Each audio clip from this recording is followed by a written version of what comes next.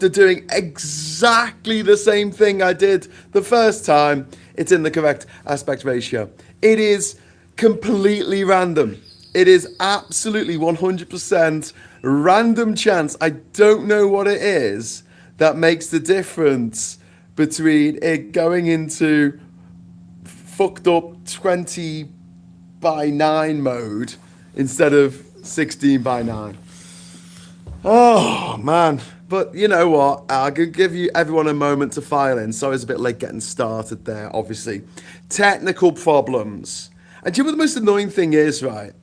I've got not amazing internet, but it's okay. And here down at the boat dock, I tend to get a halfway decent signal. I know it can be low res and we get some buffering, but it tends to be okay. I have my solar panels working, my solar controller, my batteries, my solar inverter, my power cable for my phone is working, my adapter from the UK to the US system is working, so I can charge the phone is at 100%. That's all done. I go and I come down. I've got to make sure the gas is working in order to make myself a coffee because I need to heat up the water. So that's all got to be working. I've got to find a lighter to light the little coil here, the mosquito coil. If I can't find the lighter or I can't find the mosquito coil, so remember all that and bring it all down with me. Then when I'm doing my phone, I've got to remember to put it onto Do Not Disturb. I've got to remember to turn off Auto Rotate. I've got to remember to clear the cache in YouTube. Maybe that doesn't actually do anything, I don't know, but maybe it's like a tradition that I've started. I've got to do all this stuff, got to make the thumbnail, got to make sure my computer is working and I can make a limited hotspot for it. I've got to remember to turn that hotspot off before I start streaming. I've got to remember to turn off my VPN before I start streaming. I do all this. I do absolutely everything right. It's like a tick list in my head. Tick, tick, tick, tick, tick. There's probably about 27 independent things that have to go right in order for me to start streaming. I know that sounds mad. Like you just press go live on your phone, don't you? It's like, well, yeah, I wish it was that easy. And then Google decides in its infinite wisdom, it's going to set things up. So like, no matter if I do everything right, it'll still fuck up. I think there's when we talk about the enshittification of the internet, I mean, that's got to be it right there, hasn't it? That's got to be it. Right? Anyway, exciting news. There looks like there is a tall ship in port over in Bocas del Toro. I'll have to find out more about this later today. But if I turn the camera here, open my little thing that guards the lens from getting scratched. The zoom in, I don't know if you can just about make out. It's probably going out of focus knowing this stupid bloody camera. There is like 3 little masts on the. You can see 3 little masts sticking up there from the town. That's pretty cool. That's pretty cool. Sorry. Turn it around to me again. Me and Pickle. There's Pickle over there. Hello, Pickle. Say hello, Pickle. Yeah, you can see the masts. Oh, cool. There was a tall ship. There was a tall ship in dock. There was a cruise ship there the other day. Or maybe it was just like a really, really big yacht, like one of those Russian oligarch yachts. We could be getting badges on our £50 notes, or £5 notes. Yay! Yeah, we could. Very likely to get badges. Badger. And we're getting rid of Winston Churchill. And it's funny how all the people are like, oh, this is ruining Winston Churchill's legacy if you take him off the banknotes. And I'm like, really?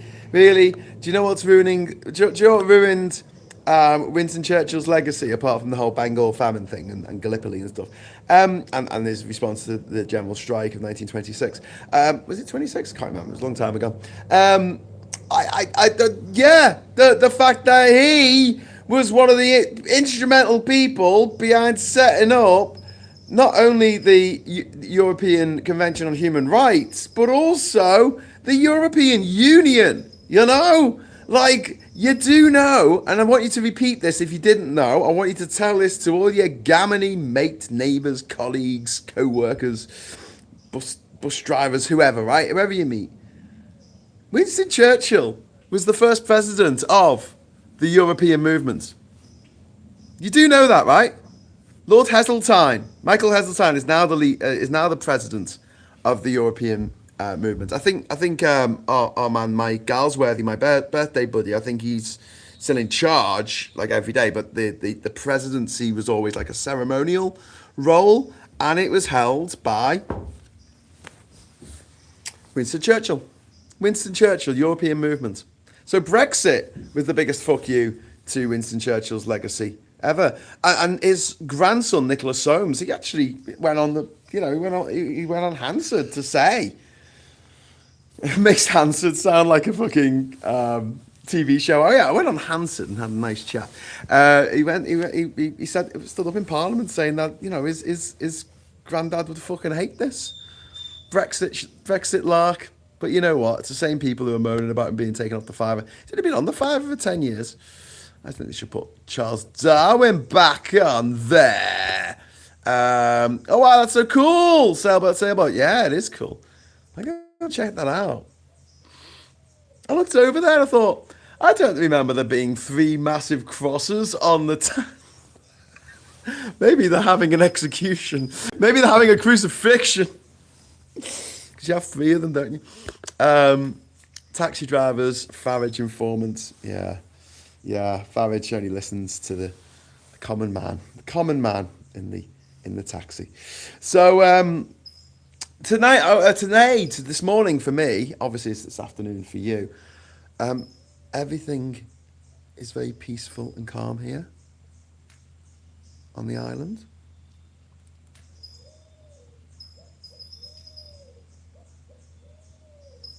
I can hear. That sounds like dove. That sounds like a pigeon. Not very exotic. There's some tweets. That's a Panamanian flycatcher.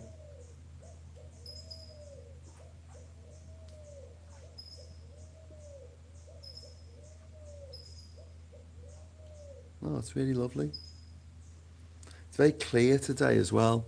Normally it's sort of like a bit of heat haze on the water and you can't see as much of the land. I'm going to show you. You won't probably be able to notice any difference from what I normally show you, but I can actually see a lot more land than I usually can.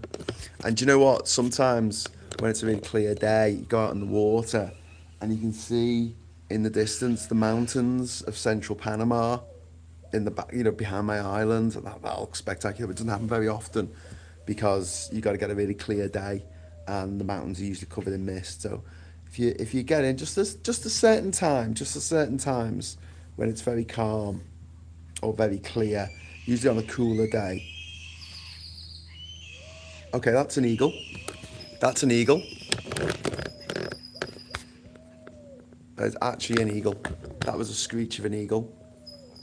Over there, can you see that flapping around? That's an eagle.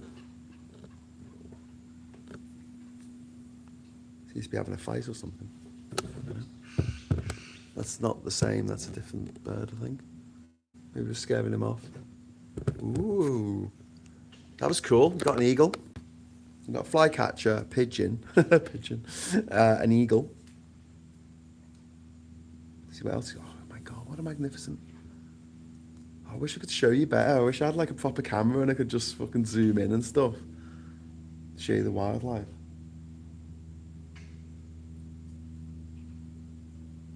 It's really cool.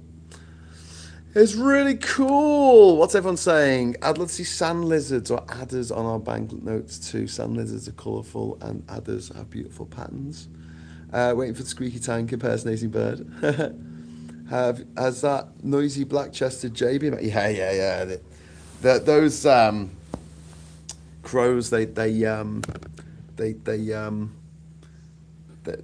on the island. I think they're here all the time. Hear them all the time. Welsh hills are surrounded by mist today. Ooh, probably a crested eagle, Graham. Ooh. Well, it was definitely an eagle. It made that eagle noise. You know, the eagle noise from Cobra Kai. You're from Liverpool. You must be used to seeing big boats. Yeah, I know, but there may be millions of stars, but each one of them is beautiful. Do you know what I mean? There's billions of people. Lots of them are beautiful. Just because there's lots of diamonds doesn't make your diamond any less fabulous, darling. But no, I do. I still get excited by boats. I love being by the water. And although County Durham is, we've got the good Durham coast. It is, it's not landlocked. Where I live in Durham, just by the city centre, it's I can't. It's not that easy to get to the sea. It's a bit of a drive. Whereas I grew up next to the water. I grew up either going out in Liverpool, and when I was a kid, that's when the Albert Dock got fixed up, and eventually they cleaned the Three Graces because they were covered in soot for many years when I was a kid, and going down to the waterfront, and I love the water. I just love looking out over just seeing that just makes me really happy, and it's the promise of escape and adventure and cool shit. Do you know what I mean? Like, I can't live without. I couldn't live somewhere that was landlocked. You know, Uzbekistan. I couldn't. Switzerland. Then again, Switzerland's got Lake Geneva, which is cool. It's got a big fountain in it. But yeah, yeah, yeah. I do like the sea. And then when I was a kid as well, I mean, if we ever went anywhere, it was always going to North Wales. So it was, it was always going to be somewhere like Llandudno or Port Merian, Marian, next to the sea. Often, I mean, sometimes we go to like Betsy Coed and Trefu and the Ganwy. So yeah, I guess sometimes we were in a little bit like in the mountains, but I always felt like we would always return to the sea. I don't know. I've just got that wanderlust that some humans have, that they want the promise of escape, the promise of adventure, and that's what the sea sort of gives to me. Even though I used to get seasick, I don't really get seasick anymore. Probably been on the sea too much. I was bragging this morning about having gone through the Strait of Hormuz in a cargo ship in 2019. Sorry, 2010. 2010. I went through the Strait of Hormuz on a cargo ship. How mad is that? Can't do that now. Well, you can, actually. So, there's two LNG shipments that have just gone through the Strait of Hormuz. It's not actually closed. The Iranians have made it clear that they're only going to fire on enemy ships. But they have at least 20% of global oil and LNG, liquid natural gas shipments, pass through it. And it's, I mean, Tehran's effectively shut it, even if a couple of ships have got through. I think it was ships bound for India got through. There's a threat that there are mines in the strait. And here's the thing, right? It's not just, you sort of look at it on a map, and people who don't use maps a lot get very confused by maps. Very confused by maps. And angry, and then they get angry because they got confused. But they'll look at a map and think that something is really simple, like, for instance, Trump saying he wants to take Greenland and he wants to make Canada the 51st state, because he's looked at a map and gone, oh yeah, I'll just have that. But you can't see the terrain. You can't see the actuality of doing this stuff, right? And the Strait of Hormuz, it's not just that it's a narrow bit between two bits of land. It's that there are only two shipping lanes deep enough for ships to get through. Okay, so it's quite a shallow bit of the sea. Okay, so there's only two lanes that are deep enough, one to come in and the other one to go out. Okay, and you can't really deviate from those lanes. They're not that big. And so any ship going through there, and another thing people forget about boats is boats go really fucking slowly, right? When you are on a sailing boat and the skipper is dead excited because you are just, you're going, you got the wind and you're at full sail. you're skipping along the water and you're like, yeah, you're actually going about 12 miles an hour. You're actually going about 12 miles an hour. The ships go really fucking slow. All right? These big fuck off ships that have a motor, an engine the size of this boathouse, right? I mean, fucking huge motors. They're only going at 15, 16, 17 knots. That's 15 nautical miles an hour. At top speed, over land, I guess. Well, I mean, there's a ship, it can't go over land, but compared with, land speeds, the maximum you're going to get on these big container ships is maybe 25 miles an hour. 30 would really be pushing it. So you imagine you're standing there at the side of a road and a car's going past at 20 miles an hour and you've got to try and hit it with your rocket launcher. Now imagine that the the car that you're trying to hit is the size of an office block on its side.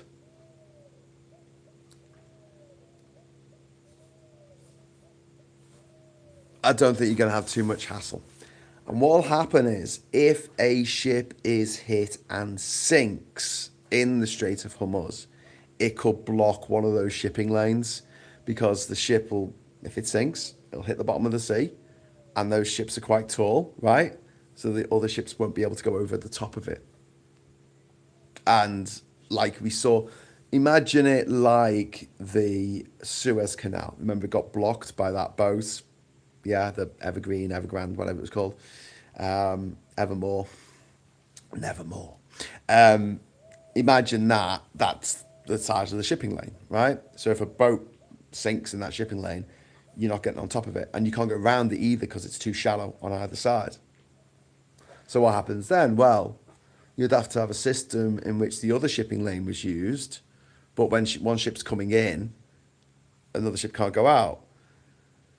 It is all, honestly, like the logistics behind it, unless you, I don't know, have sailed through there on a cargo ship and have looked at the charts as you've gone through it and gone, bloody hell, that's a narrow strait. You might not realize this kind of stuff. And Trump certainly does not realize this stuff. We've seen multiple commercial ships damaged, and shipping through the straits has been largely halted. And we've seen Brent crude go up to $105 a barrel. We've seen the WTI around $99 to $100, right? And it's already being described as the largest disruption to oil supply in modern history. This is bigger than the oil crisis of the 1970s. And it was all created by one man, Donald Trump.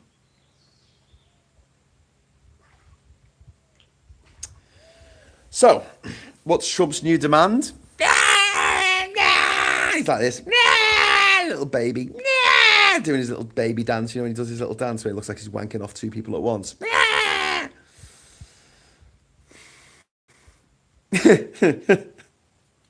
He's demanding that NATO comes and helps him out. But it's even funnier than that.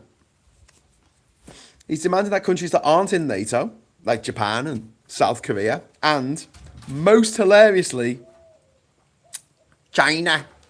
Yeah, ladies and gentlemen, the President of the United States is currently begging China for help in a disaster that he created. I mean, that's not the maddest thing you've ever heard today.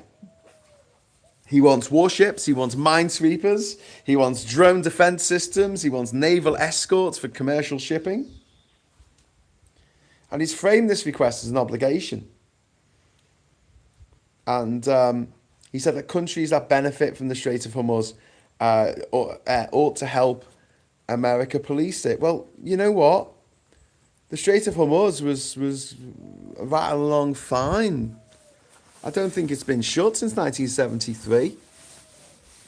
Well, even when all this crazy shit went down, like, in the last year with Iran getting attacked by Israel and the US and them blowing up a mountain because they said there was nuclear weapons in there or something, which apparently isn't true or is true or was true, but it's not true anymore. I don't know.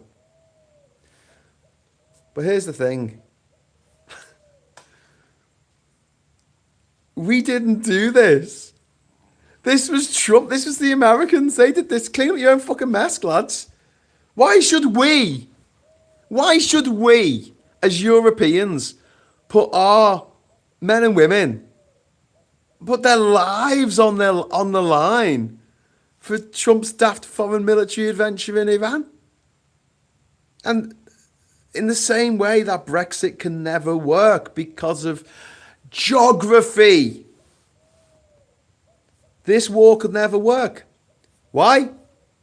Because of geography. Something that I've said from the get-go. Iran is fucking huge and it controls the Strait of Hormuz. Or Hormuz, as people say. Hey, listen, that boat's turned around. It's now, I've only got one mast now, so I think it's turned either towards town or it's turned towards me. I don't know. Is it coming over here? Are you coming over here, Mr. Boat? I mean, that'd be cool, but you better know where you're going. There's lots of shallows around here. We want you to get yourself beached. Marooned. I don't want you to get marooned and doomed. I'm down to one boat now. Gave one to charity and 2 paddle boards. Ooh. Hey, mate, listen. Paddle boards. Talk to me about paddle boards. Talk to me about paddle boards. How good would that be out on your paddle board? Hey, lad. How good would that be like? Do you imagine getting up in the morning and just like taking a paddle board around the island? It'd take you about an hour to paddle board around my island. And you think, fucking hell, Graham, how big's your fucking island? Well, it's not that big, but the back end of it is a mangrove forest, which just stretches all the way into Dolphin Bay. Called so because it's full of jellyfish. No, dolphins. Only joke. But yeah, so to go around the whole thing will take about an hour. A nice punt. You can have a nice punt. I come down to Otterpool to watch these looking down the river, calms me right down. Yeah. I get that, Martin. The water calms me down. I get like pissed off and angry about shit. Last thing I want to see is a volcano. I had a cabin cruise 12 years ago. I still miss the boating. Yeah. It's the feeling of the wind power that makes sailing exciting. Yeah, I know, but they're going really slow. Andrew Ray, good morning. Clear vision today with new implanted lens following cataract removal. Wow, it's Jinja Island. Oh, that's really great news, Andrew. I'm glad you've done well there, mate. I'm glad it's worked out. Bad Fair, who had a yacht in the Lake District, who would finish work out on a Friday, drive up and spend the weekend sleeping on the water. I miss those days. And Bad Fairy says, yes, it's very calming. I never wanted to go home. I see some people who thought you could I see some people who thought you could just drive fuel trucks from Dubai to for Fujairah to replace the ships. As of 2018, 21 million barrels went through the strait. Per day. Yeah, I know. These people aren't right. Someone's got to make bank from the scrap that is going on in the Strait of that's going to be in the Strait of Hormuz. The scrap that is sorry, I meant like the fight that's going on. Or you mean the scrap metal? Oh, it's difficult, man. My great uncle Stan, he was in charge of the salvage operations in Liverpool docks. Stan Hickson, really, really lovely guy, funny as fuck, and whenever boats went down, he would be part of the crew that would rescue and salvage. They'll be involved with. So he'd get a call at like 3 o'clock in the morning because some boat had hit the lock door into the into the dock.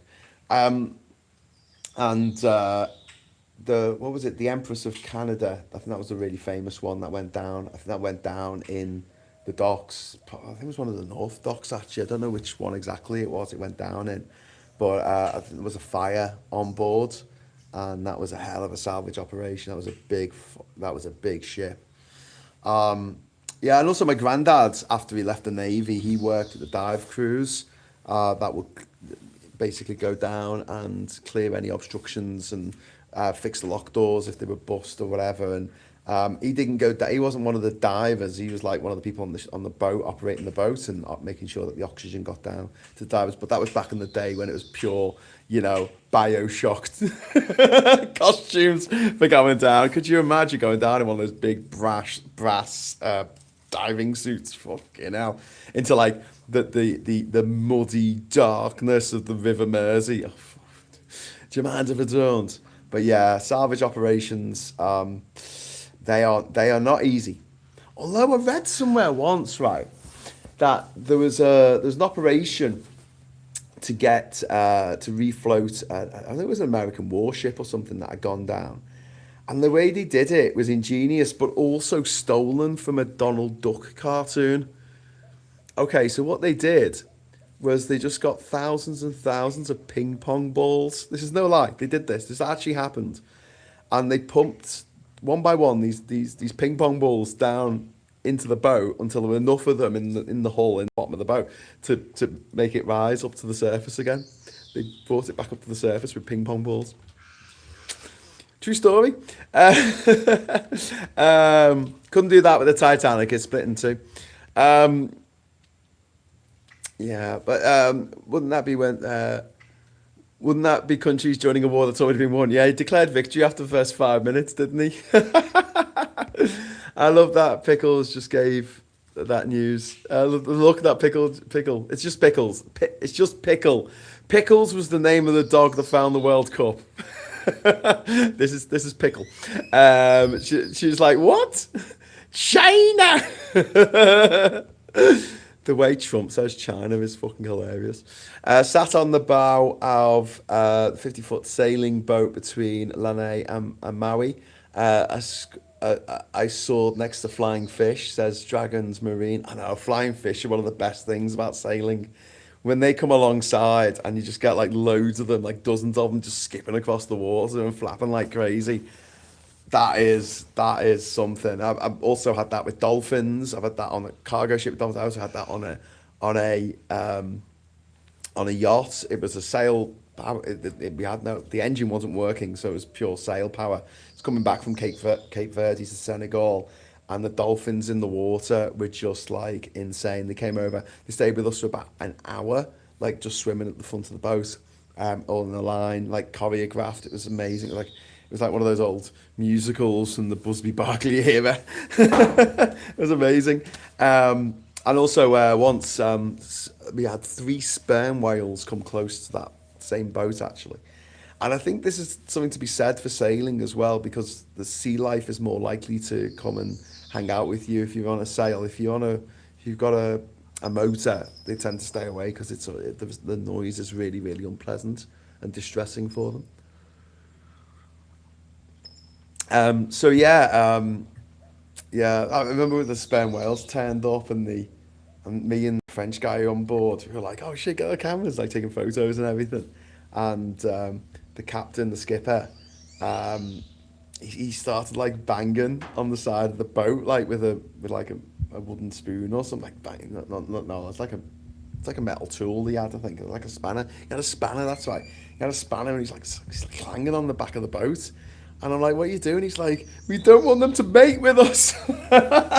I'm like, oh, okay. Yeah, so sometimes it's not such a good idea to have all the sea life from everywhere around coming to visit and say hello. Don't bother consulting other countries. Don't be surprised when they don't want to help. Yeah? Can you help me clean up my mess? I appear to have shit myself. Can you come and clear it up? No. Don't worry, Andorra, Luxembourg and Nepal are sending their navies. Love Nepal. It is fascinating. It used to be called Gurkhaland, Nepal, back in the day. Well, it was called that by the British, it was never called that by the Nepalese. But I just find it fascinating, like the sort of the decisions taken in the past that would never be taken today. Was like the British Army did quite well making its way up to northern India, up to what's that, Punjab and Rajasthan and Uttar Pradesh and stuff. And they went over to Nepal, and the Nepalese, every time the British turned up, the Nepalese just kicked their ass. They were just like, and the British couldn't understand how they were so good at being soldiers. Like, how can you be so good at this job? And it's because Nepalese people are fucking fearless. that's why. And but instead of just going, oh, you bastards, and like trying again, they said to the Nepalese, can we have some of your soldiers? Because they're boss. That's why we have Gurkhas in the British Army. You'd never get that decision today, would you? Can we have some of your soldiers that are very good at their job? I just think back in the day, people were just a bit more pragmatic than they are now. I mean, ruthless, don't get me wrong, but a bit more pragmatic. I tell you what, back in the past, I don't want to be the whole, when I was a kid, everything was great, because I don't believe that, and I'm not talking about when I was a kid. I'm just talking about going back to the great era of engineering and the age of steam and industry that was the Victorian era. There was a lot more future planning than there is now. Everything just seems so short term at the moment. Nothing's forever. Everything seems very transitory. Everything seems very like it's only for a few years and then something else will come along, instead of thinking, oh, I'm going to build this railway or this fucking lighthouse or this canal or this sewage system that's going to last for 200 years. And they did it. All of the motorways built everywhere in the world after 1961, or maybe just 1957, I don't know. All of those fucking bridges and stuff and tunnels and viaducts that they built, they all fucking falling apart. They don't have to spend billions, trillions probably all around the world maintaining this infrastructure that just, it was only built to last for 50 years. Could you imagine, like, spending all that time and effort to make something that only lasts for 50 years? Come on, lad. We can do better than that. So Christopher Wren was asked why he was spending so much time designing all these little fiddly bits all around St. Paul's Cathedral. And he said, because we are building for eternity. He didn't want a building that lasted for 50 fucking years. He wanted a temporary structure. Don't forget that the Millennium Dome was only supposed to be a temporary structure. It was only supposed to be there for a couple of years. But yeah. Anyway, so Trump's threatening NATO.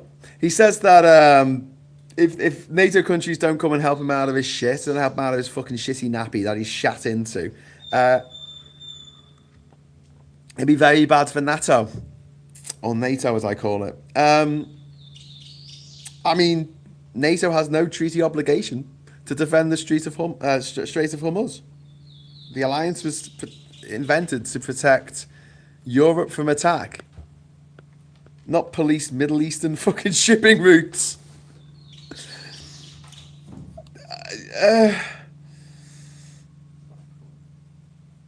I mean, his argument is also that the US barely depends on the Strait of Hormuz. Again, not understanding geography, not understanding geopolitics, not understanding economics, not understanding fucking anything, because he doesn't fucking understand. He's thick as fucking mints. He says, oh, well, we only get a bit of oil from there. Everyone else, Europe gets more, China gets more. Why are we defending it? It's like, oil is traded on the international market, and whatever the price is on the international market, that's what every motherfucker pays. So if America drills some oil from underneath California and wants to buy that oil to put in their cars, or to make their plastics, or to make their nylons, or to make the fucking roads, they have to pay the going rate. They don't get a fucking discount. How many times do I have to say this? You don't get a discount on oil. Doesn't fucking work that way. There's no loyalty scheme. There's no frequent fucking flyer, frequent oiler. You know, it doesn't exist. You pay the going rate.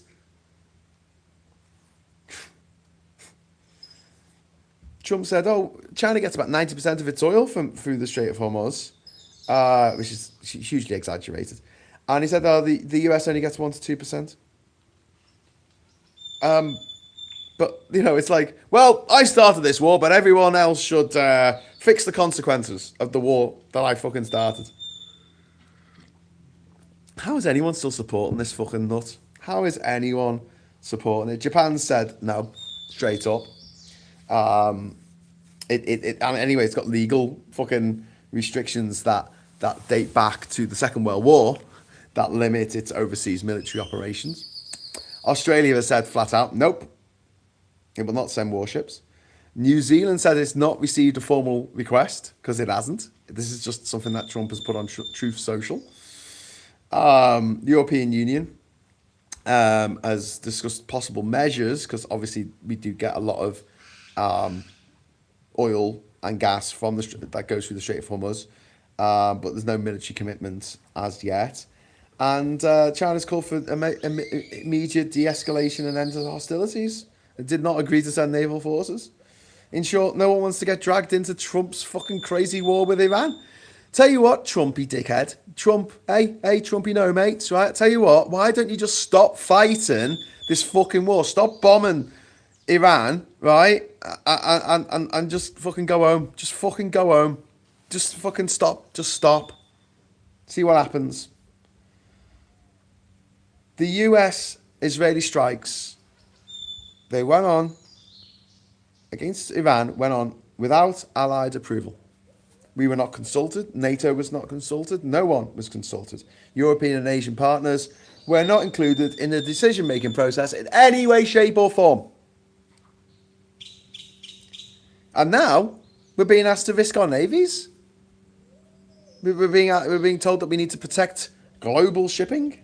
We need to stabilize the oil markets that Trump has destabilized. And you know what? This is such Nepo baby. This is Nepo baby action, isn't it? This is pure private school mafia. Create a big mess for everybody else and then expect everyone else to clean up your mess. And let's not forget, you know, Trump is the guy who put hefty fucking tariffs on the UK, on the European Union, on China, on India, and now he's asking for fucking help. He's created trade disputes with Japan and South Korea, and now he's asking for the fucking help. What? He's been economically at war. We've been economically at war with the United States for over a year now since Trump got into office. We've been economically at war, and now he's like, oh, I want your help. Like, what do we get in return? What the fuck do we get in return?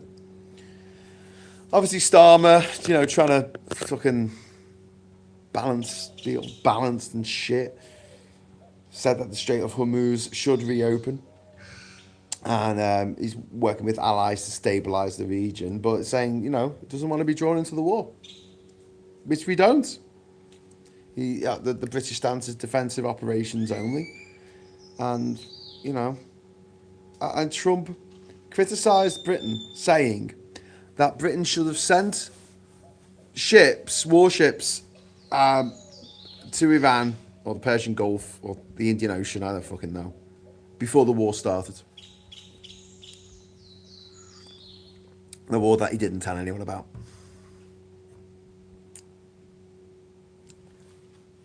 Okay, so looks like we should have paid more attention in mind reading class in university. And here's the maddest thing, right, of this whole madness, right? Even the US Navy. Even the US Navy is refusing some escort requests. So hang on. So the US Navy isn't doing... The US Navy is refusing to do the thing that Trump is demanding that our Navy does. Okay. I mean, come on. The Navy, the US Navy, has declined near daily requests for escorting ships, merchant ships, through the Strait of Hormuz because naval mines, drone attacks, missile strikes, Iranian fast boat swarms. It's so easy to take. They're sitting ducks out there. They're sitting ducks. And Trump is actively asking other countries to do something that his own fucking Navy refused to do because it's too risky. Friends, we are through the looking glass here. You know, oh my God. Oh my God. Over 1,200 people have been killed, civilians in Iran. 3.2 million people are displaced already. In Lebanon, we've seen over 800 people killed and 800,000 people displaced. The US has lost 13 service members. Trump put out an email requesting money. He said, "Can I have some money?" And he put a picture of him appearing at, what do they call it? Is it like a dignified transfer or something? It's like the funeral for a dead service person in America. They call it like the dignified transfer. And he made it resoundingly undignified by using a picture of him at a dignified transfer ceremony to ask for money off his supporters to win elections, or just because he likes money. 12 Israeli civilians have been killed, and I feel sorry for them. They didn't fucking, probably want this. This is their mad king Netanyahu doing this to them, making Israel a pariah of the fucking world. Israel and the US, people say, it's a bit of a weird marriage of convenience, that, isn't it?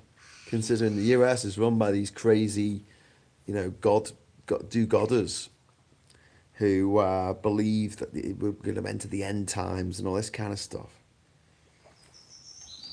And you would expect, the people who are KKK adjacent to understand that the KKK is the foremost anti-Semitic group in America. It's not just black people they hate. But yeah, I suppose when you got no other friends, you've just got to hitch your wagon to Nazis in America. Okay. So yeah, and then there's the Americans trapped in the Middle East. I saw a post. I refrained from commenting on it because it was one of my friends who travels a lot, and they just got back to the US and they took a picture, of like US border, whatever the sign is at the airport, and said, I'm just feeling really grateful, to have got out. I think they were in Dubai. And I didn't comment, but I'm like, what the fuck? Like, seriously, grateful. We're going to go there, are we? We're going to... Yeah. So problems reported by Americans abroad include embassy phone lines not working, no evacuation information, no organised transport initially. Some Americans had to shelter in buildings during missile attacks, travel across borders by bus, which I suggested from the get-go, find their own flights out of the region. They say that the US government failed to communicate over a system, and they were left on their own to figure things out. Well, your country's fucked, mate. I'm sorry, but your country is absolutely 100% fuckaroonied. It's more fucked than Bonnie Blue to fucking 1,000 men.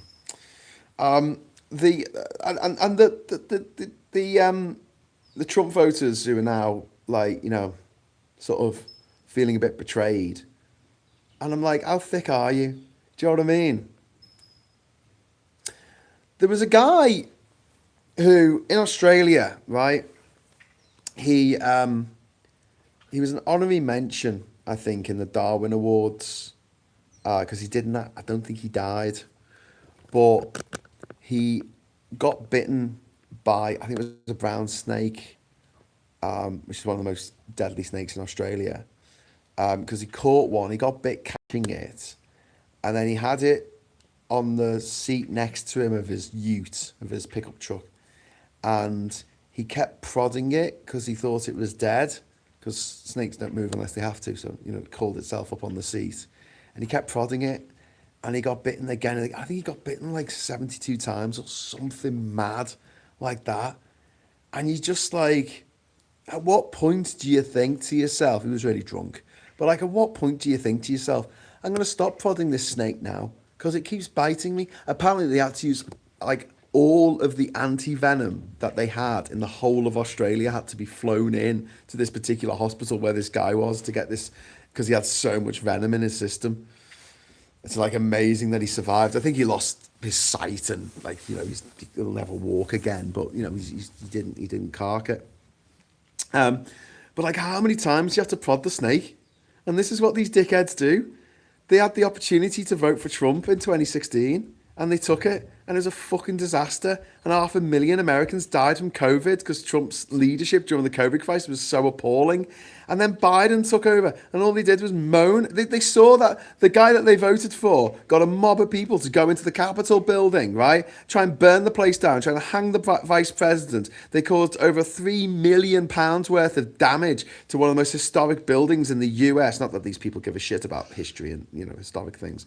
But they injured over 150 police officers, and 9 people died as a result of that in insurrection against the government. They saw all that. They saw him rob all these papers from the White House and sell them to the highest bidder, leading to the deaths of over 150 American secret agents around the world because they had the covers blown because Trump gave away their details to whoever gave him some money, and people in the Middle East gave him a lot of fucking money. To see it, he stored them in his fucking bathroom, and they saw that. They heard the phone call that he made to the governor of Georgia asking for 11,870 more votes.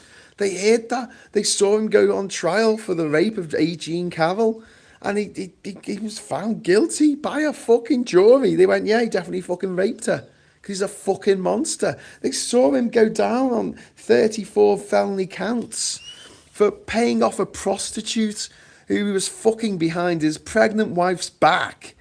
And he paid her hush money out of funds that were given to him. And like, they saw all this and they voted for him again. And now they're like, how could you? I mean, give 77 million Americans the fucking Darwin Award, mate. I'm serious. Just give them the fucking award. I mean, how many times do you have to poke the snake before you realise that it just keeps biting you? We didn't vote for this. We voted for lower egg prices, and now the price of gasoline has gone through the roof. And, the central contradiction of this crisis is Trump started this war without any fucking NATO allies, without consulting with any motherfucker apart from Israel who were telling him what to do. He's alienated the same people who he's now asking for, like economically. He's put tariffs on it. He slagged us off. His honourable little henchman, his little mini-me fucker with the eyeliner, JD Vance came over to Europe and started slagging us off and saying that we were weak and we were not part of the manosphere and we needed to man up and go to the gym and be horrible to women and then we won't be lonely. I mean... Foreign policy by fucknut. This is where we are. You gotta laugh, haven't you? There's a couple of other things I want to talk about this morning. One of which is Louis Theroux's Manosphere, which I watched last night, Into the Manosphere, and also the Oscars, which I also watched last night. I was doing a lot of watching on the old boat dock. I did an early midnight massacre, and then after that, I tuned into the Oscars. So let me know in the chat where you want to hear first, me opining on the Manosphere or the Oscars. Which ones do you want to hear first? Because you're going to get both. You don't get a choice. Your only choice is which one comes first. Wait till the Red Sea is closed by the rebels. I can't see the Red Sea getting closed. I can't see the Red Sea getting closed. Don't forget the Red Sea. To get into the Red Sea, you got to go via Yemen and Somalia on either side of you. So I think the security situation there is a bit different. And the Red Sea itself is quite large. Don't bother consulting other countries. Don't want to be surprised when they want help. Yeah. Afternoon, release the Jinja files. Are you calling me a Jinja file? Well, I do love Jinja. Honestly, gingerbread man. Oh, fucking to die for. That's why I always do well in gay bars. Is there any ginger people on Jinja? Do I not look? Does the color grading not work on this phone? When I first came here, I came here with my ex-girlfriend, and she was ginger as well. Yeah, two gingers. So yeah, that's why it was exceptionally ginger. Plus, we also had a Rhode Island red rooster, and you know he was red, ginger, as well. All we needed was a red fox, a red squirrel, a robin redbreast, and it'll be amazing. Just all an island full of ginger stuff. Oh, yeah, foxes. Let's get lots of foxes. The NHS wouldn't work without immigration. That is absolutely true. If the NHS were willing to pay a decent living wage that would incentivise people who want to work there, it could work with less migration. Migration is not a fix-all for anything. Mythbusters tested that and it worked. What was the Mythbusters thing? Oh shit, I don't know what I was talking about when I mentioned that. Mythbusters tested. Oh, it was the ping pong thing. Yeah. No, they did it. It does actually work. If you want to raise a ship, in certain circumstances, I mean, obviously, if it's got a massive hull breach or whatever, then it's not going to work. But like, if the ship is pretty much intact and you can get divers down there and you can make sure that the ping pong balls can't get out, yeah, just fill it all with ping pong balls one by one, and then eventually it'll start floating again. That's brilliant game. Lipton's World Cup. Lipton, what? Lipton's tea, not Lipton's tea. I hate Lipton's tea. Lipton's tea is the devil. It's what tea becomes if it goes to hell. That's all happens to naughty tea. Naughty tea.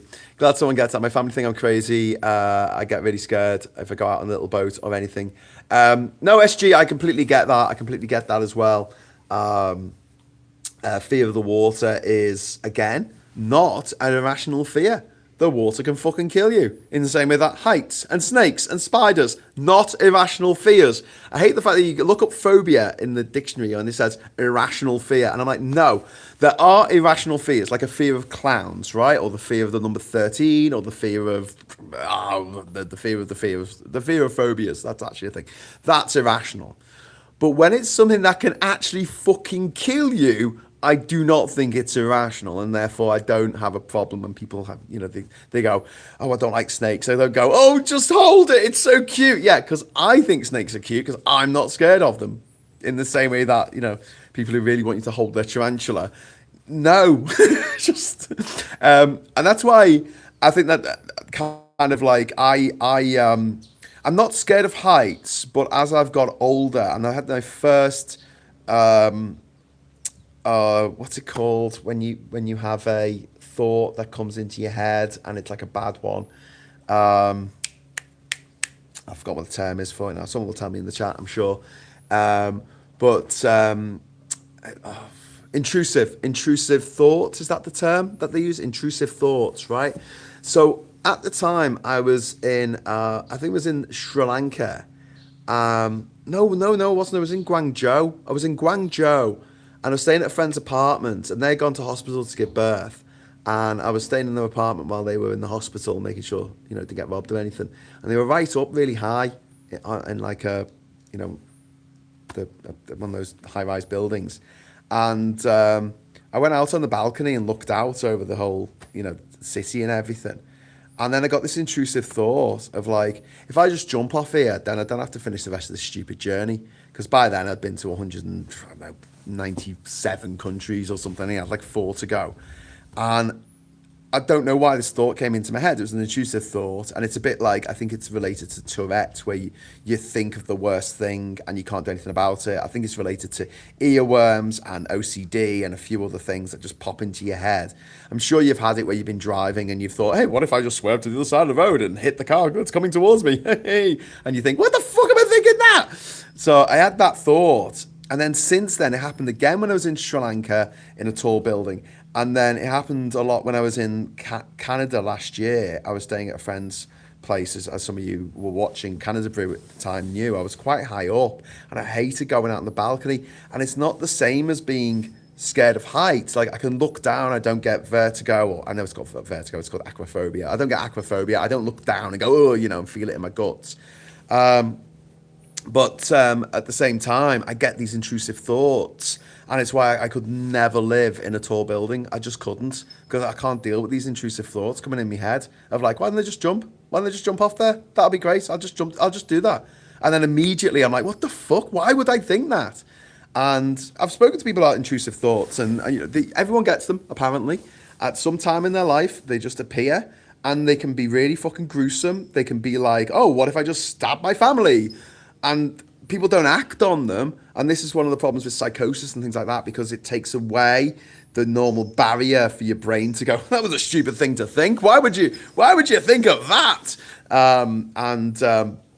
That's why often when people are done for various crimes and they are found, diminished responsibility, this is one of the key drivers of that, when it has just been like literally a fucking moment of madness, because our brains glitch.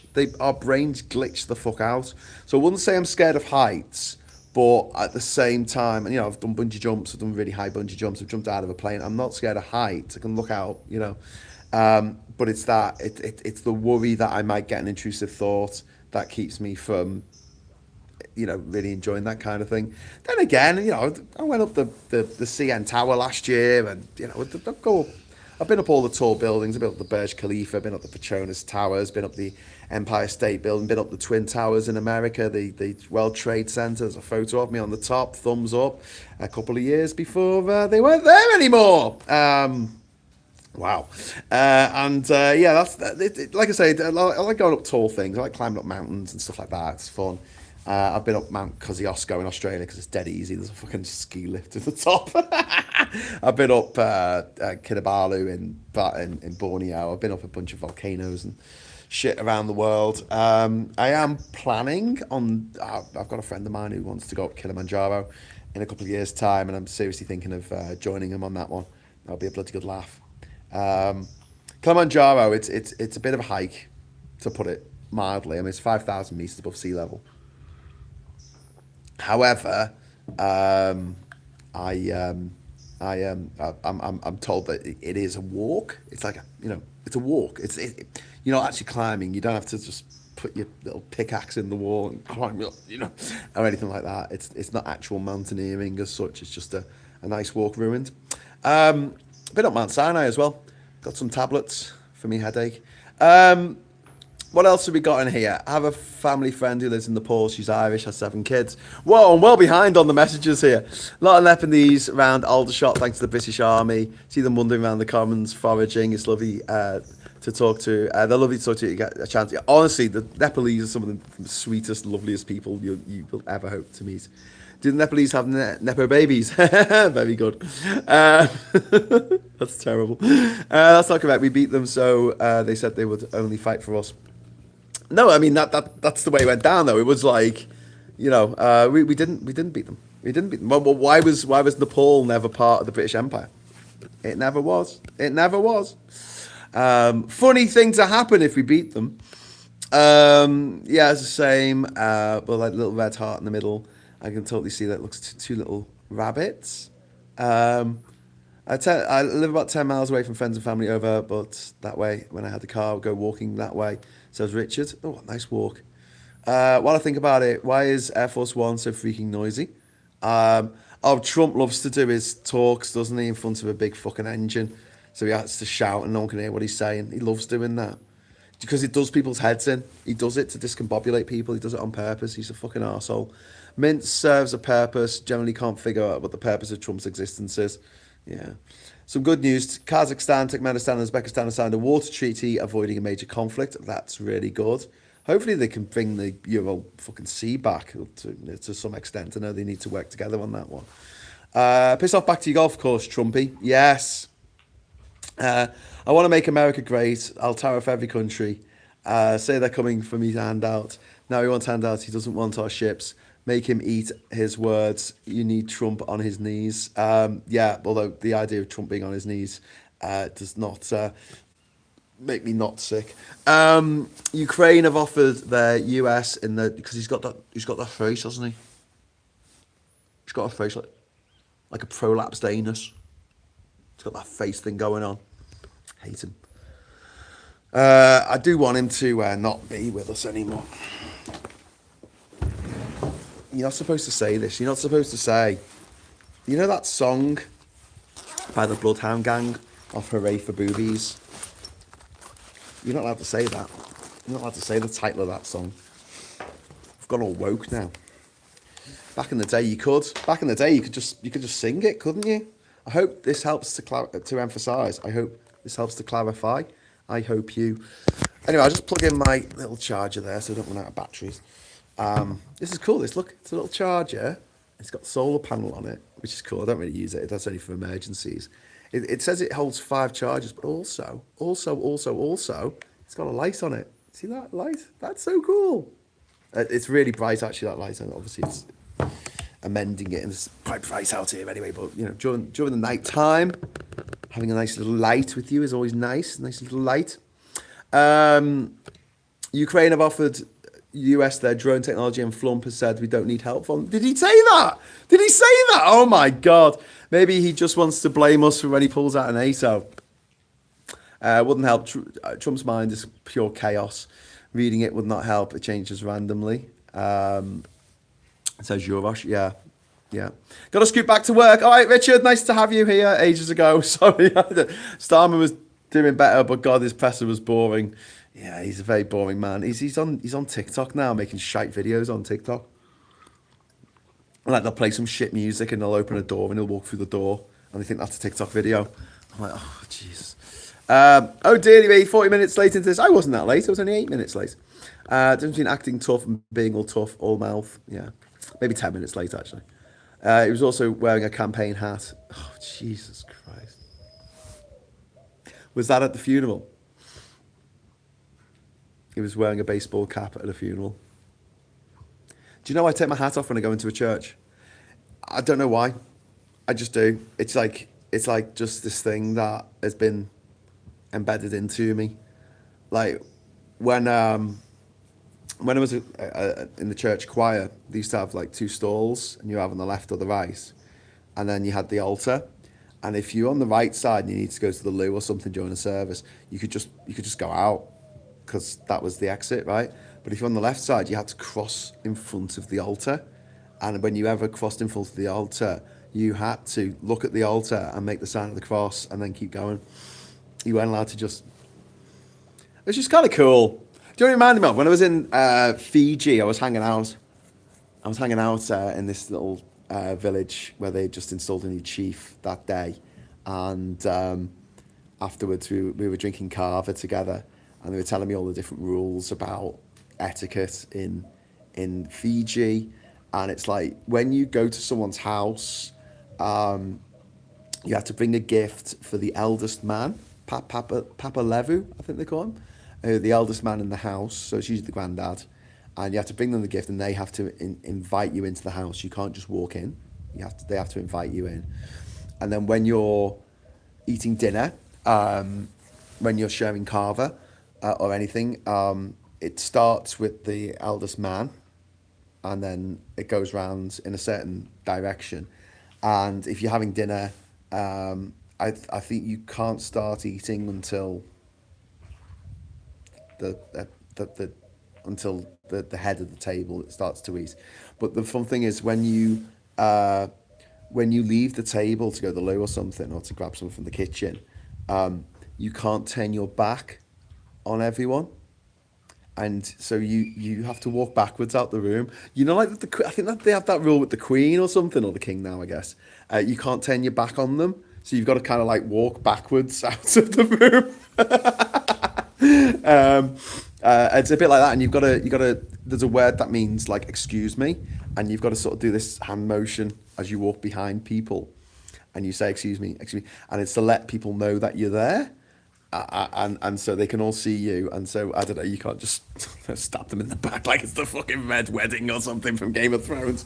I don't know, but yeah, I kind of and so whenever I go into a church, I still take my hat off. I can't help it. It's like, I know I don't need to. I'm an atheist. I don't believe in it or whatever, but it's just respectful. I know that it's a thing that you're supposed to take your hat off in churches. However, here's the mad thing. In some churches, you have to leave your hat on. In fact, if you go into a synagogue, it's pretty bad to go into a synagogue without something covering your fucking hair. True story. So, does God wear a hat? Does God wear a hat? Does God really give a damn? Hey, Graham, would love to let you into heaven, but do you remember that time when you went into that church and you took your hat off? Yeah? Well, it wasn't a church, mate. It was a fucking synagogue. You're fucked, aren't you? Should have kept your hat on, you twat. My other half family in northern Iraq, I've not heard a thing in weeks from the family over the border in Iraq. Border officially closed too. Bloody hell, Mr. Is that from Kurdistan in the north? What is going on? Oh, sorry, Iran. Sorry, not Iraq. Iran. How come the U.S. Air Force is not refusing to follow an order in a legal war, i.e. that orders are also illegal? I don't know. Why the fuck is fundraising? He's not eligible to stand. Yeah, he's not, is he? Funny that. If the military lawyers say it's okay, they'll do it. Yeah, that's true. Unfortunately, very true. Rules don't stop Trump, neither do laws nor the Constitution. Trump fired a bunch of JAGs for that purpose. Kegsbeth initiated an overhaul of the Judge Advocate General Corps, firing the heads of the Army, Navy and Air Force JAGs. Yeah. So basically all the people who decide whether the war's legal or not have been fired. Iran war has exposed folly of net zero, despite BP and Shell to make 5 billion from the oil crisis. Yes, that's two headlines from the Telegraph, less than 24 hours apart. That is crazy. The folly of net zero. There is no folly in net zero. The only folly in net zero is not doing it. Eldritch Monsters, what? Says this. I've had to resign my commission a long time ago. Oh no, Mr. Tisk lost mum just a week ago, but all immediate family safe and no military connection. Oh my God, I'm sorry, Mr. Tisk. That must be so fucking shit right now. And what a, I don't know, what a horrible situation for the people of Iran. I've spoken before about my time in Iran and just how wonderful it was and how it really reaffirmed my faith in humanity. It just makes me sad now that we're in a world where, you know, whatever good could have come from people pushing for more liberty in that regime, and now that's been snuffed out by Trump. Your Oscar predictions were good. Oh, thank you. I did say Sinners or One Battle After Another, and obviously best screenplay went to Sinners. Best adapted screenplay went to One Battle After Another because it is based on a book. Paul Thomas Anderson finally won an Oscar, and let's face it, you know, he should have won it for fucking Boogie Nights back in the 90s. I mean, the guy's a fucking genius. He's made some of the most amazing movies of the last 30 years. He made, you know, There Will Be Blood, which is the best title for a movie ever, and it's just a fantastic film. So yeah, he finally won. PTA finally won his Oscar, and he was quite funny when he got up. He said, "You really made me work for this." And yeah, Jessie Buckley did win for Hamnet, and Michael B. Jordan did win for Sinners, which I also suggested. I also suggested that the woman who played the witch in Weapons should win the Best Supporting Actress, and she fucking did. I was made up with that. I was like, yes, fucking called it. Also, I didn't mention this beforehand, but I should have done.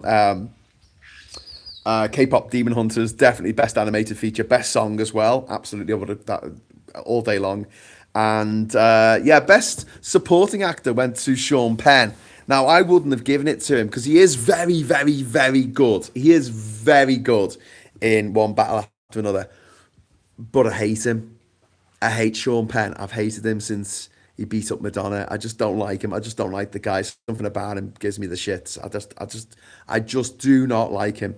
That's in the Australian sense, not the British sense, which means he gives me diarrhea. In Australia, they say he gives me the shit, as in like, I just don't like that person. He fucks me off. I should explain what I mean by that. But yeah, so he didn't turn up. He didn't turn up. He got someone else to come and get his Oscar for him because he couldn't be asked. Which is a bit rude. But I want to say about the ceremony, God, it was stilted. It was just really awkward. It was like so awkward. They kept on doing these little comedy bits that weren't very good or funny. Like, and I was watching it going, what's the point of this? What? And the way that, they go up on the stage to get the gong and people will be applauding, right? Now, what you do is you keep on applauding until the person starts speaking and then you stop, right? Otherwise, what happens is you have all the applause and then the people come up on stage and they haven't started speaking yet. They're still sort of hugging the presenters, whatever. And everyone stops.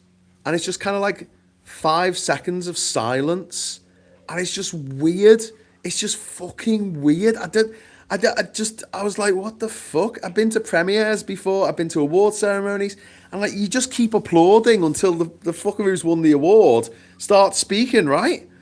And then on at least 2 occasions that I noticed, there may have been more, the fucking orchestra cut people off when they were giving acceptance speeches.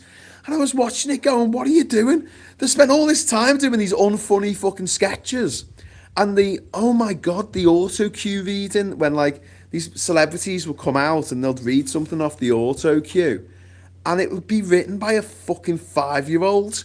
It was so shit. Like, actually, they got AI to do it. It would have been better. It was like they had, at the end, they had Nicole Kidman and Ewan McGregor come out together. And they were like,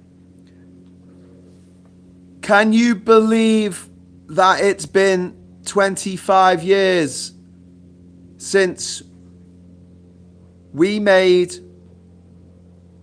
Moulin Rouge, Nicole?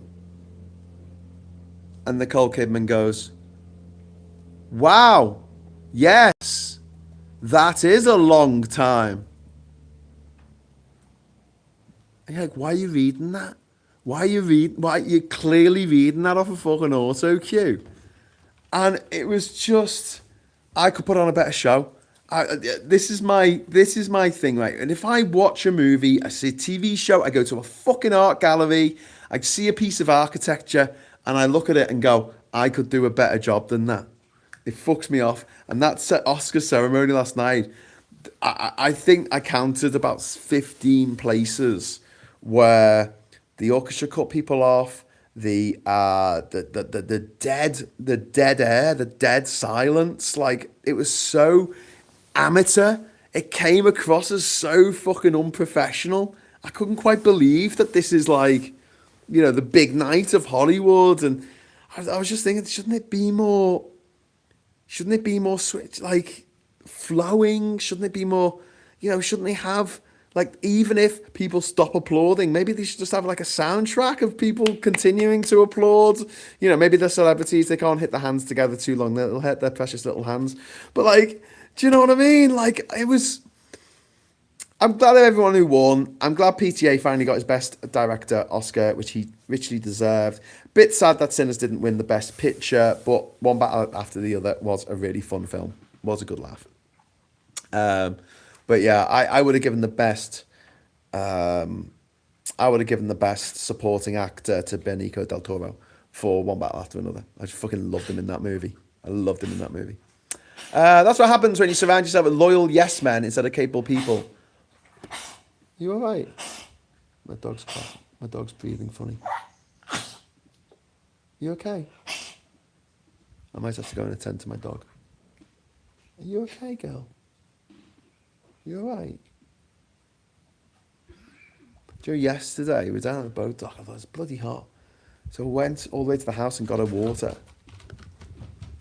Oh, she's gone. Maybe she's gone to get her water. I went all the way to the house, got her water, got that water bowl, brought it all the way here, and went, here you go. And she just looked at it and then looked at me and then just like walked off. She's just a cat. She's basically a cat. She's stopped now. It's basically a cat dog. Yeah, but I was going to say about Yes Men. Star Wars Episode 1. Star Wars Episode 1. That's what happens when you surround yourself with people who are like, yes, George, that's a great idea. What should I catch at most? Lipton's doesn't even get strong if you get the double bag with a big squeeze. Honestly, Lipton's is fucking shite. The reason why people around the world do not drink tea with milk in it is because the tea that they get is shite. Because it's nearly always Lipton's yellow label fucking tea, and it is shite. It is awful. It is just the worst. You can't make a decent cup of tea with it. You just can't. Ooh, a pelican. A pelican. Hello, pelican. Oh, it was only there for a minute. That pelican was quite brief.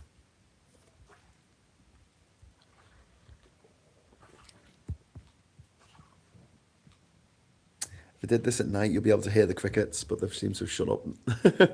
Fear of clowns irrational. Pennywise. Well, yeah. You say fear of clowns is irrational, but Trump scares the crap out of me. I have two phobias: birds and cotton wool. Okay, so yeah, birds, I guess, could kill you. I suppose if you got a bit too close to a cassowary. As for cotton wool, yeah, that's pretty irrational. I don't really get pets that can't return affection: snakes, spiders, fish, etc. Oh, I do. I mean, people like to, keep things alive. It's like having a Tamagotchi. It's like, yay, I kept a little thing alive. Yay. They don't use ping pong balls. It's not economical. They use huge inflatables and use diving cylinders to inflate them when they're in position. You can't do that with balls, says Andrew. Yeah, I know. I think they only did it once, just as like a proof of concept, and it worked. We had a sales rep that had agoraphobia, wasn't scared of heights as such, but wanted to jump. Yeah. In a tall building, I'm fine if glass there, but cannot go outside. Yeah. Birds aren't real. Yes, personated. Birds are not real. Japanese badgers are a bit ginger. Ooh, I need to get myself a Japanese badger. I don't have a fear of heights until I fell about 30 foot on my back and my head, neck. Ooh, bloody hell, Al. That's a long... Bloody hell, Al. That's a long way to fall. Jesus. I hope you're all right now. Yeah, I have intrusive thoughts. Really odd. People can have OCD of the mind too. Yeah. I think everyone gets intrusive thoughts at some point in their life, and it's just, sometimes happens to me when I'm driving. Sometimes happens to me in other places. But the one that I think affects me the most is like when I'm up in a tall building. I think I'm all right if I'm there just for a little bit, just visiting, just going up to the top and seeing what the view's like, and then coming back down again. But if I'm staying there, do you know what I mean? I think it's out of boredom or something. I don't know, but yeah. I've had a lot of really disturbing intrusive thoughts, says Diz. Yeah, and they can be really fucking disturbing. And I think a lot of people have them. I think it's one of those things that we need to talk about more, because people think, oh, I'm the only one who has these things, and we bottle it up and don't talk about it. But like, why would you not want to live in a tall building, Graham? Well, because of intrusive thoughts, because of, for some reason. And like, I've never been suicidal. I've never suffered from depression. I never had mental health problems in that respect. But then that sort of intrusive thought is like, well, is that being suicidal? Well, it's not. It's slightly different. But, if you are feeling that way anyway, if you are feeling suicidal and you get those intrusive thoughts, I know. And it's so important. It's so important that why we talk about these things. We talk about our mental health, because everyone thinks that their brain is, obviously it's unique to you, but things that when your brain goes wrong, you don't necessarily know your brain's gone wrong, because your brain is not very good at telling you your brain's gone wrong. It's good at saying your hand's gone wrong when your hand falls off. We can have a mountain brew then. Yes. No, you can't have a mountain brew. Sarah, do you know why you can't have a mountain brew? Because when you get to the top of a mountain, the pressure is different and water boils at a lower temperature. So you can't make yourself a nice hot cup of tea from the top of Everest at 8,848 meters, because water will boil at around 66, 67 degrees. It doesn't get hot enough to make tea. So you can't have a mountain brew. You can have some Mountain Dew, you take it up with you, but you can't have a mountain brew, unfortunately. But yeah, if I do go up Everest, not Everest, fuck that shit, I'll die. If I do go up Kilimanjaro, I will definitely be doing mountain brews from up there, and making the point that it's impossible to make a decent cup of tea on the top of a mountain, a very tall mountain, a very tall man. It's okay, Graham. I've met really cool people that require a harness going for a walk. I want one, Graham. Where did you get it? What's this? Intrusive thoughts. What did you want? Oh my god, this is where I read a message like 20 minutes after I've been talking about something. I want one. Where'd you get it? What, a Red Island Red Rooster? Was that what I was talking about? I'm looking forward to calling a fiver a badger. Did we ever call a tenner a Charlie D? In Poland, you get thrown out of church if you're wearing a hat. Always take it off or you'll be asked. See? Told you. Told you. Simply, no men in hats in church. Men without hats. They do the safety dance. You can dance if you want to and leave your friends behind. Blue Badge says, I agree with you. Even if it's not your religion, you're in the space, you should respect it. Yeah, absolutely. Absolutely. It is funny, though, that in certain religious institutions, you're supposed not to wear a hat, and others, you have to wear a hat. It's like, make up your mind, divine powers. Well, what's your feelings on hats? Finally get to ask you finally get to ask the creator of the universe one question. You go up this massive white staircase, and you get to the top and you're all out of breath, and he's sitting there she's sitting there on a big fucking throne and says to you, okay, you have one question to ask me. What is your question? And you just go, how do you feel about hats? I just need to know. It's my burning question. Tom Cruise is the odd one. Little tiny Tom. Kidman was too good for Cruise. I do like Nicole Kidman. Sounds like Oscars done by Fast Show. Oh, it was just really... yeah, I think Pickle's all right. She's gone to the house. She's got food there, so... the Oscars in the past has been very critical of Trump, but ABC is very much now in the Republican camp, so no criticism allowed. Yeah. Was that a Pelican crossing? Oh, very good, Sarah. Oh, I didn't think of that one. Bring back Ricky Gervais. Well, that was the Golden Globes. That wasn't the Oscars, but bloody hell. Thank your agents, your parents, and your co-stars. Then fuck off. Pelican crossing the sky. Squeaky bird. Squeaky bird.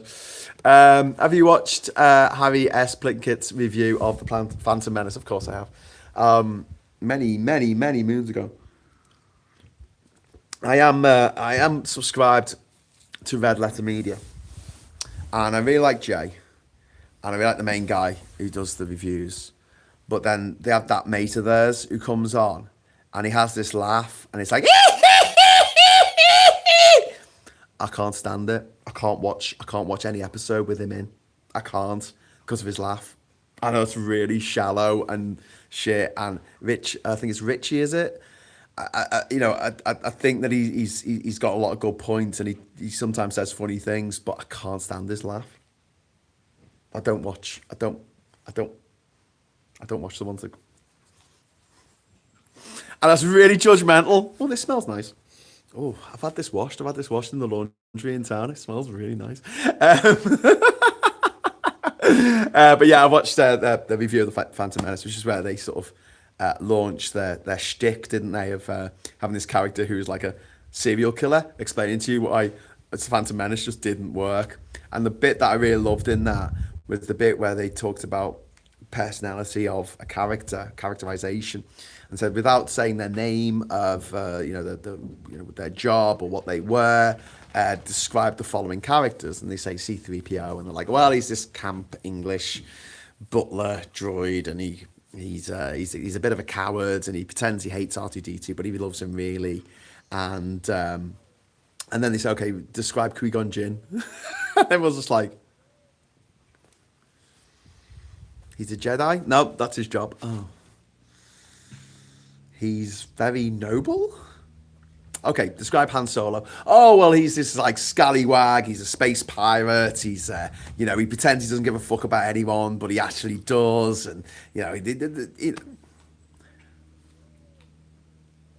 then they go, okay, describe Queen Amidala. And like, she wears crazy costumes? No, you can't talk about what she wears. Oh. I thought that is the best point anyone's made about those movies. Not least that there's no main character to, like, who's the main character? Who is the main character in Star Wars Episode 1? No one can ever give me a straight answer on this. It can't be Anakin. He doesn't appear till about an hour into the fucking movie. It can't be Obi-Wan. He's hardly in it. It can't be Qui-Gon Jinn because it's not his story. And he dies. You know, who's the main character? Who's this story about? Like, so badly written. So badly written. When you meet God, aka Craig Charles, surely the answer is everything is 42. Lister. Was it Callista, is it? The god of the cats in Red Dwarf? But yeah, I really like the Plinkett review of Phantom Menace. Very, very true. Very true. There's the fix. Okay, so I talked a little bit about the Oscars. I mean, it was just... I mean, I'm glad you got the Oscars. I think everyone deserved it. Even Sean Penn, and I don't like him. He was very good in that film. I have no objection. I wanted Sinners to win, but it's not like 97, or the 97 Oscars, so it was 98. When fucking Shakespeare in Love beat Saving Private Ryan. Are you out of your minds? What? And do you know why that was? Would you like to know? Come gather around. Harvey Weinstein. Harvey Weinstein went on a fucking mad charm offensive blitz to get Shakespeare in Love to win the Oscar. And it worked. He sent out DVDs to all of the people in the Academy to watch the movie, which had never really been done before. He really, really, really pushed to win that Oscar. And he didn't deserve it. Shakespeare in Love didn't deserve it. I mean, it's a good film. I mean, I don't hate the film necessarily, although it does have a bit too much Gwyneth Paltrow in and she doesn't die. But you know, sorry, that's really mean. But yeah, I yeah, I just and everyone talks about the 1994 Oscars, which was in 95. So you got to like. The Oscars for the year of 1994 is in 95, so it's a bit confusing, but it was Pulp Fiction versus Shawshank versus Forrest Gump, and Forrest Gump won, and people complain about that endlessly, and I'm like, well, you know what, it's one of them where they all probably got about 33% of the votes, because they're all really, really good films, and at the time, like, Shawshank Redemption wasn't a big box office success. It made its success on VHS and latterly on DVD. But at the cinema, I don't even think it made its fucking money back at the cinema. But then, okay, between Pulp Fiction and Forrest Gump, Pulp Fiction is clearly the better film out of those two. But, I mean, Forrest Gump is a good film. I mean, some people fucking hate it, but objectively, it's a good film. It takes you on a journey. Gets people emotional, makes people cry, blah, blah, blah, blah, blah, whatever, you know? It was the 98 Oscars, wasn't it? So it would have been in 1999 that Saving Private Ryan lost. 97 was Titanic. 96, English Patient? Braveheart, maybe? Thank you for your consideration, yeah. Shawshank isn't a cinema film, really. Yes, it is. It's very cinematic. Jar Jar Binks. Jar Jar fucking Binks. Okay, let's talk about the manosphere. Oh, by the way, everyone watching, all 73 of you. I've lost a few of you. I think about 20 people were watching this before when, fucking hell, Graham, you've been rabbiting on about bloody Trump again. Oh, fucking, I'm going. But for those of you who are still here, I've remembered to bring my super chat board. So if anyone wants to drop a super chat into the, if anyone wants to put 50p into the idiot, it will be wonderful, because we've done a few shows now where I've finished after like 2 hours. I was like, I didn't earn any money. Oh well, never mind. And I only get $1 for every £1 for every 1,000 people who watch these videos. So if 72 people watch it, yeah, I get 7.2 pence. Which isn't great. Anyway, so let's talk about the manosphere, okay? Unless you want me to do a whole different show on this. So I watched Into the Manosphere last night, Louis Theroux, and everyone's had their hot takes on it already. I'm going to have my hat take on it. It did expose these men as grifters, as just out for the money. They don't really believe what they pretend, what they say. They don't actually believe it.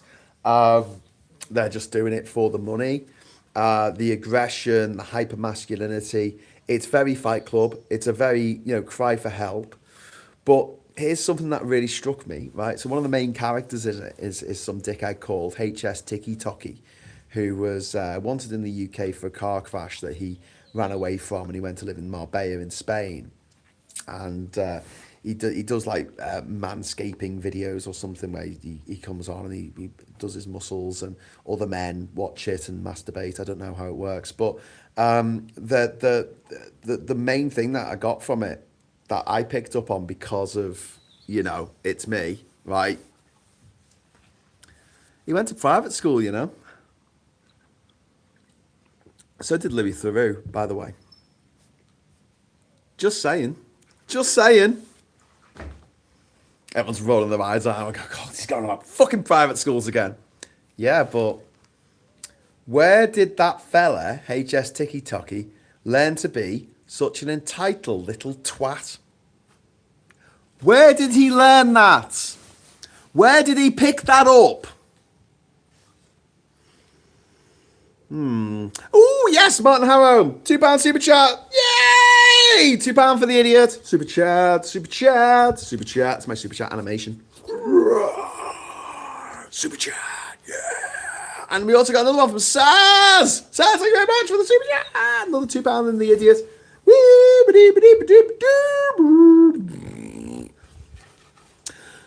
Louis Theroux oozes private school. He does, doesn't he? He does indeed. He does indeed. He does indeed. Yay, Confetti. I wish I could set Confetti on this. Oh, God. That should have been done for more of a broad audience. Saw a bit of it on Gogglebox. I watched it on my phone last night on Netflix. Lister Cat God started the second Big Bang. Clutch to the stupid, that was it. Clutch to the stupid. The god of the cat people. But yeah, I did, that really stood out for me. But also the fact that so many of these manfluencers were just so, first of all, really gay. I mean, it was so fucking gay. Seeing those men working out and, I'm nice looking guys, I can see why other men watch it. Other men who are possibly deep in the closet. I don't know. But it's all a show for other men, for a start. Women don't like this shit. In fact, if you say that you like watching Andrew Tate videos, it's a huge red flag for women. But also, they were so close to sort of getting it. There was a point where one of them was talking about his mental health and the fact that he felt worthless and he wasn't wanted by society. And there's a point where he mentions one of these sort of manosphere bros, that his brother died, and then he said, "Oh, what happened?" He said, "Oh, he committed suicide," and that's got to have fucked him up. That has got to have fucked him up. And they're so close to it. They're so close to getting, they've written the two, they've put the plus, and then they've put another two, and then they put the equal sign, and then they put 17,004,796. And you're just like, oh, fuck, you were so fucking close. You were so close. The reason why you feel this way isn't because of women, isn't because women exist, isn't because you need to treat women badly. The reason you feel like this is because of motherfucking capitalism. We are in late stage capitalism. A system that is made to make people feel fucking worthless on purpose to get money out of them. But yeah, that's so close to getting it. That's so close to getting it.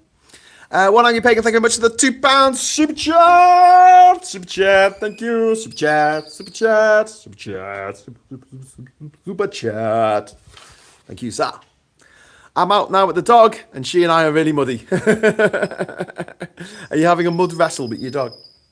It's so homoeroticism. Oh, absolutely, Diz. It's very homoerotic. If you weren't gay before watching it, you will come out the other end gay, which is the big fear that a lot of these people have, isn't it? You know, if you get taught by a gay teacher, or you meet a gay, you know, you go out to a shop and you try and buy something, and the person behind the counter is gay, or you go to a pub and you buy a pint, but the person serving the pint is gay, just makes you gay. You just catch it. You just go, oh shit, I'm gay now. But yeah, this is what they fear the most, and they have this. They're really, really homophobic, which is, you know, mildly ironic. I'll say mildly ironic. It's not ironic at all. It's quite obvious when you think about it, because these people are so far in the closet, they're in fucking Narnia. But it was kind of a little bit of a depressing watch. However, at the same time, I do have a feeling that this, and I might be wrong, you know, but I have a feeling that this manosphere is just kind of going to burn itself out, because I think people are just moving on, and I might be wrong. I hope I'm not wrong, but yeah, you need some pocket confetti. Some self-hating, closeted gay men are homophobic, says this. Yeah, a lot of them are. You know. Whenever you meet someone who's a camp as a row of tents and they're violently homophobic, you're just like, oh, come on, mate. Just, you know, go to a gay bar, let your hair down. But this is the thing, like, and I'm not the first commentator to say this. A lot of people have said this already, but the men in the manosphere, they're only trying to impress other men. And this is nothing new, and I'm going to be a little bit sexist here about this, maybe, and say it, but when women get dressed up to go out on a night out, whether they're going to a club or wherever they're going, and they put a push-up bra on and loads of makeup and perfume and stuff, it's not to impress the men. The men don't give a fuck. Men are fucking cavemen. You know, if you're a sexy woman, oh, in fact, you're just a woman, and you turn up wearing a fucking bin bag, you'll be like, oh, fucking check out her in the bin bag. Oh, you look like you've been dragged backwards through a hedge. Your hair's all over the fucking place. You got no makeup on. Most men are like, oh, woman, ugh, me Tarzan, you Jane. You know, it's basically for the benefit of all the women, and men going to the gym and getting all six packs and, you know, getting all muscles. Watch me punch this thing. It's just for other men. It's just a pissing contest for other men, and it is kind of like interesting now that, I mean, you could if you're being a bit subversive, you could frame this as all a bit woke, couldn't you?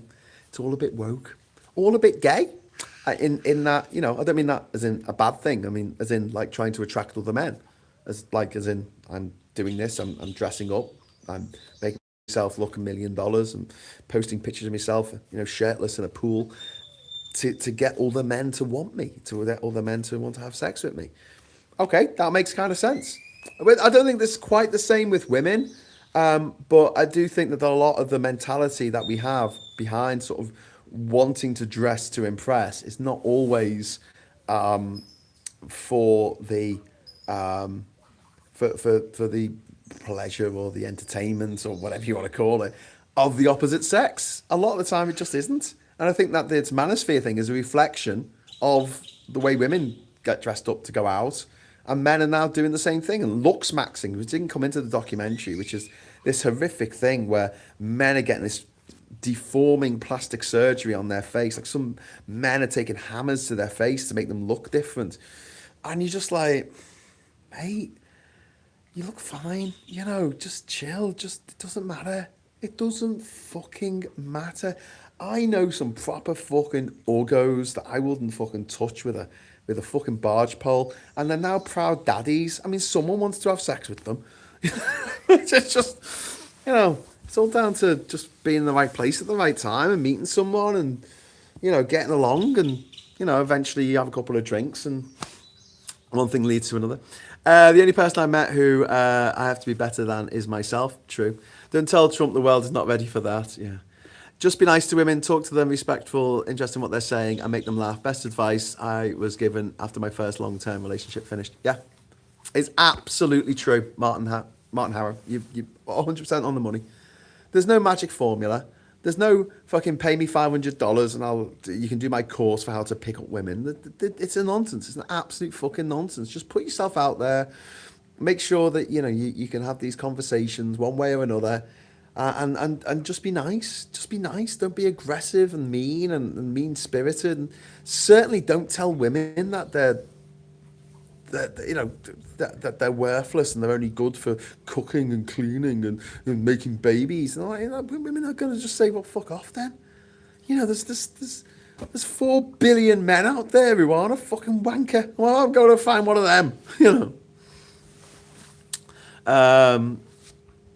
What's this? Why is everyone laughing at Simon? Simon, US MAGA pastor claims airport X-ray machines turn you so always asked to be patted down. Graham, you need to bring that bird back to the UK, says Sarah. I think I'd get into trouble if I did that. But yeah, I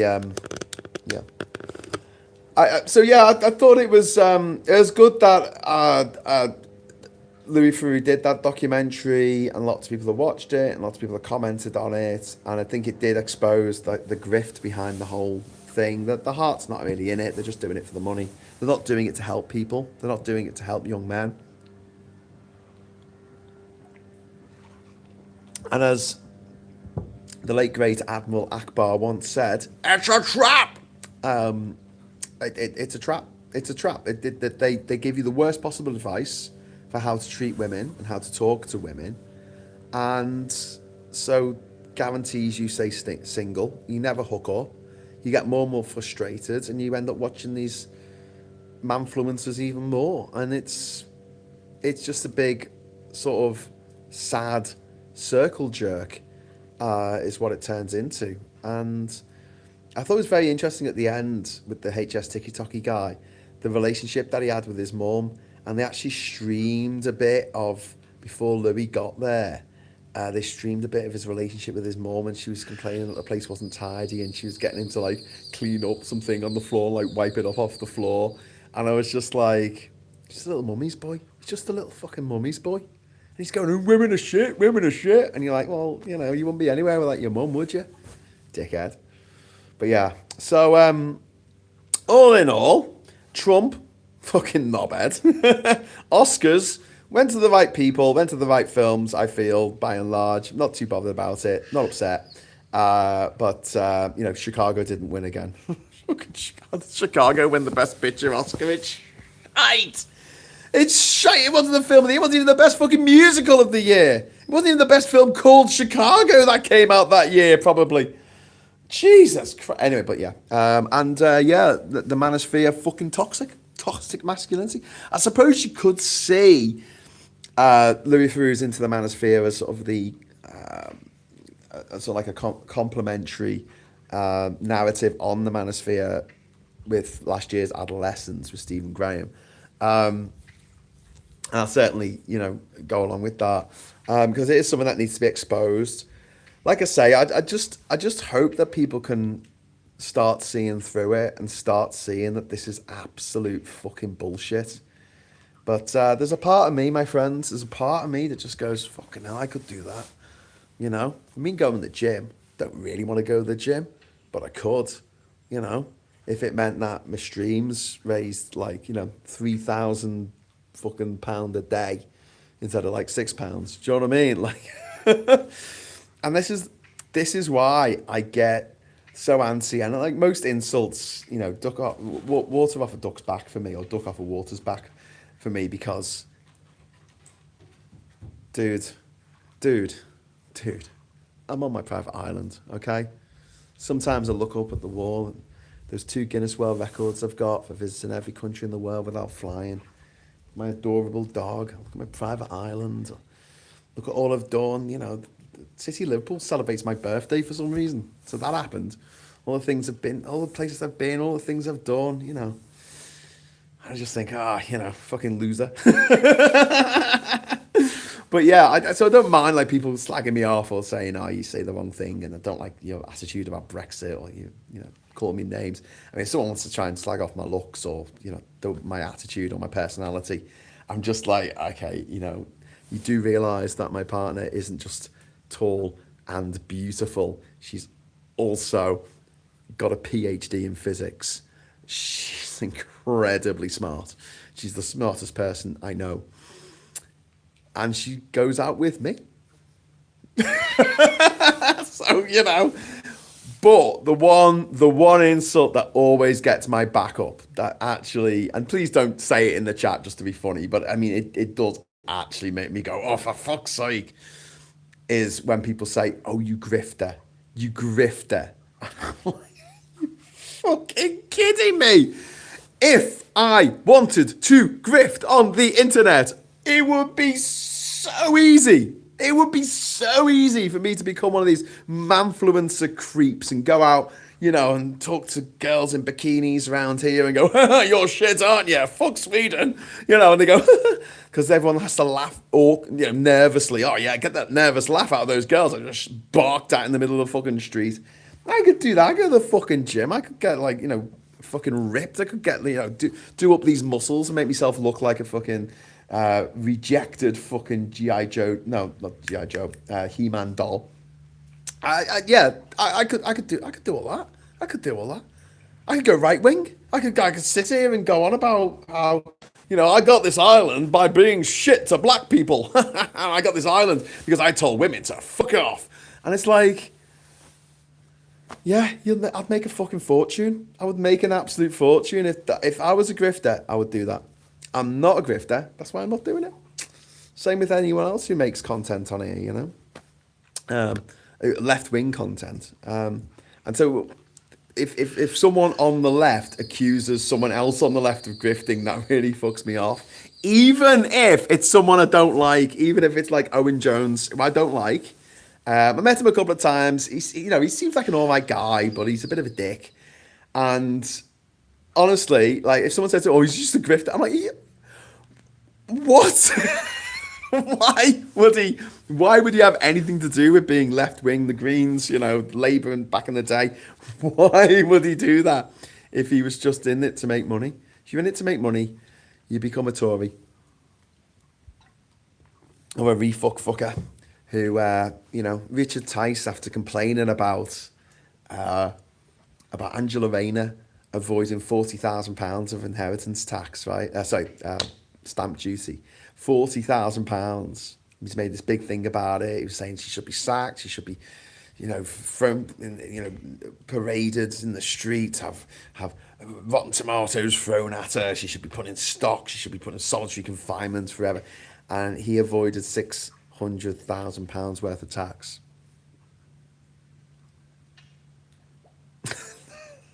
And he's like, yeah, well, that people should be grateful. People should be grateful that I found these loopholes for them. If you went to private school, I think girls may have needed a parent. I doubt that he would have had the money for the fine for them missing school. Too many pronouns. He-Man, too many pronouns. Woke, yeah. He-Man is so woke. So Shiva. Con men will just find a new car. Putin started the manosphere riding shirtless horseback and riding his Harley Davidson. The head of Tesla is actively working against democracy in the UK. Ofgem has formally granted Tesla an electricity supply license in the UK about 3-4 days ago. Why? I have no idea. Fuck Tesla. Don't tell Trump the world's not ready for that. Okay, thanks so much for watching. Thanks for the super chats. Thanks for the super chats. Okay, so loads of work to do here on the island. I better go and get cracking because it's coming up to 10 o'clock in the morning and we've got a lot of stuff to get through. And honestly, it becomes so hot in the afternoon. You can do stuff, but you end up doing stuff really slowly because it's so fucking hot. Might do a bit more painting this afternoon. We will see. But until then, I just want to say thank you so much for watching. My mum's watching. Hi, Mum. Hello. How you doing? And 70s One Martin, or the remake in the late 90s. What? Action figure. Dead Men Tell No Lies. And Elle says, bye. Please give us a like on the way out. If you would like to give us a like, that'd be really nice. And you've got a couple of seconds to drop a super chat if you're so minded.